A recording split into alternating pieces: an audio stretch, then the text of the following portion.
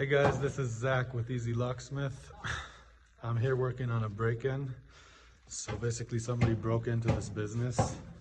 This is the front door right here. Here you can see the locks that he completely destroyed. This is one of them. This is the other one, completely broken. The mechanism, it's unusable.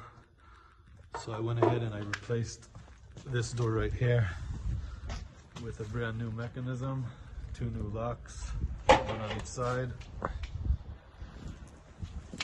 And the back door was also completely destroyed. Let me take you over there and show you.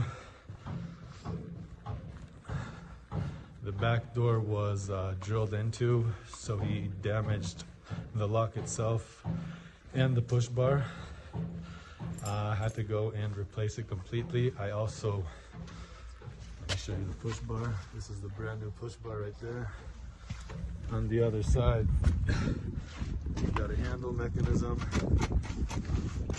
with a brand new lock to add some security so it doesn't happen again. I also added this on the top so they can lock it from the inside.